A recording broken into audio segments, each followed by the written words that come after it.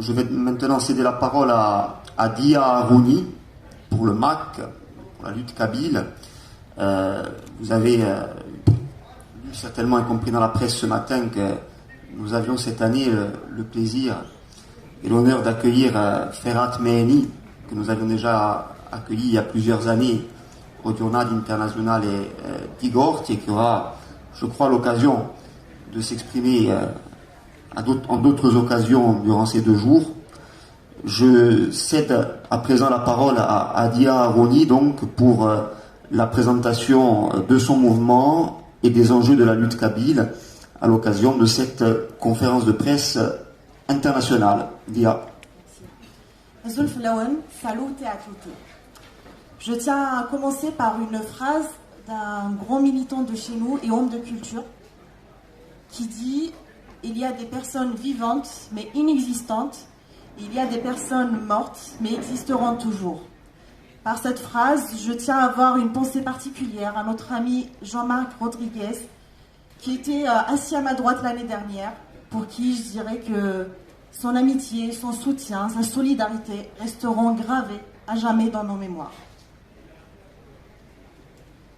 C'est toujours un immense honneur pour moi de prendre la parole ici, sur cette terre corse, riche de son histoire, forte de son identité, et profondément attachée au droit des peuples à disposer d'eux-mêmes. Depuis 2022 que j'interviens au Journal International de Corté afin de présenter l'évolution politique de la Kabylie. Cette année revêt une dimension toute particulière. Elle est marquée par un événement historique, la proclamation de l'indépendance de la Kabylie le 14 décembre dernier. Bravo.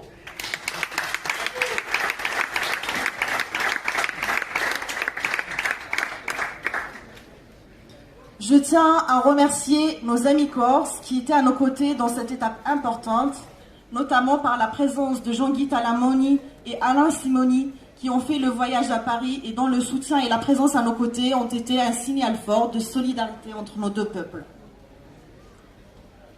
Cette déclaration d'indépendance n'est ni un geste d'émotion, ni une décision improvisée. Elle est l'aboutissement d'une réflexion politique menée depuis plusieurs années.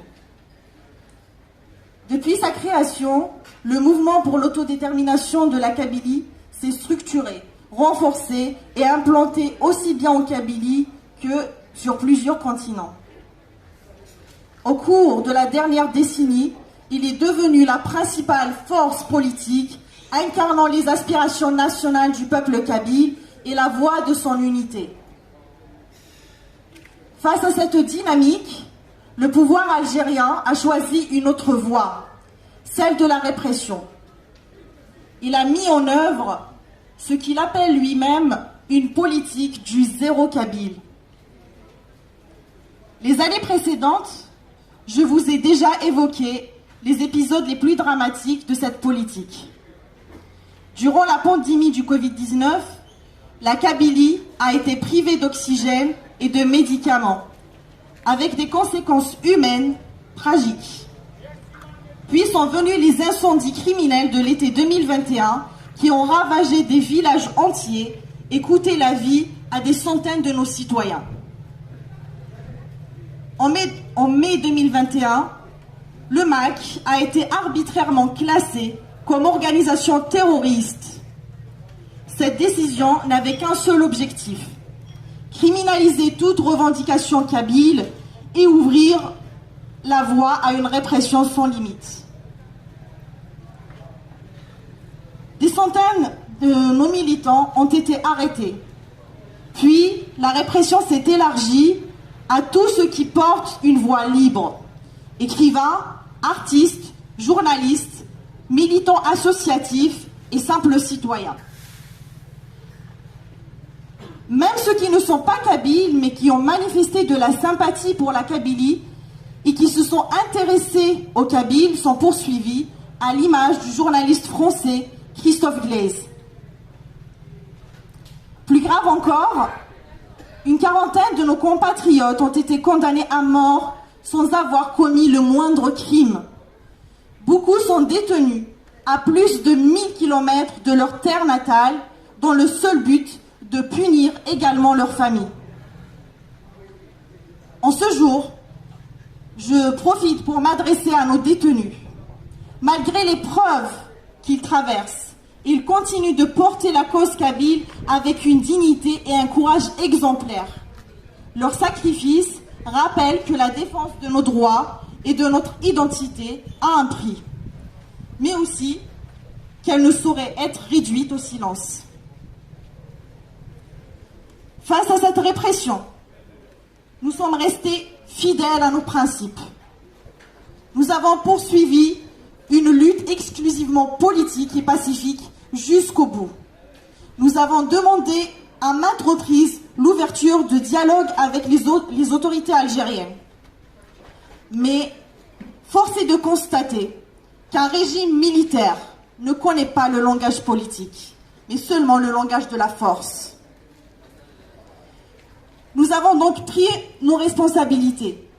Nous avons décidé de prendre notre destin en main et de porter notre combat sur la scène internationale en proclamant l'indépendance de la Kabylie.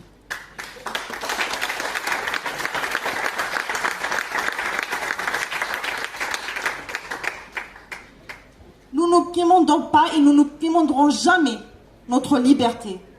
Nous l'assumons et nous la construisons. Notre choix est celui de la diplomatie, du droit international et de l'action politique.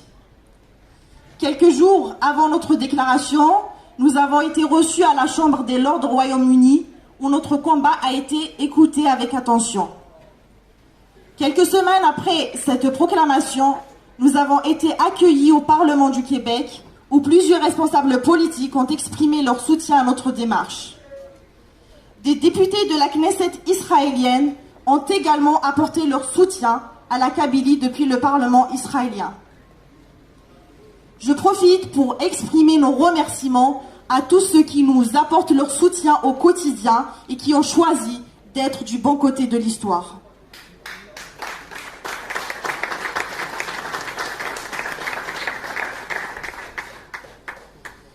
Aujourd'hui, ce travail diplomatique se poursuit. Nous poursuivons nos échanges avec des parlementaires européens, avec des sénateurs et avec de nombreux responsables politiques à travers le monde. Notre objectif est clair: inscrire durablement la question kabyle dans les relations internationales et obtenir la reconnaissance de la République fédérale de Kabylie.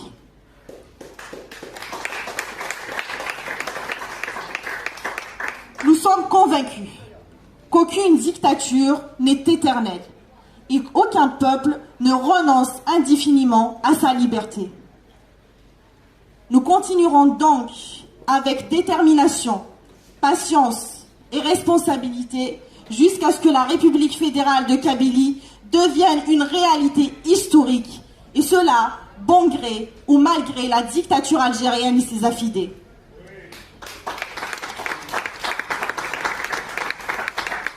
Vive la République fédérale de Kabylie et vive l'entraide et la solidarité entre les peuples en lutte. Merci beaucoup.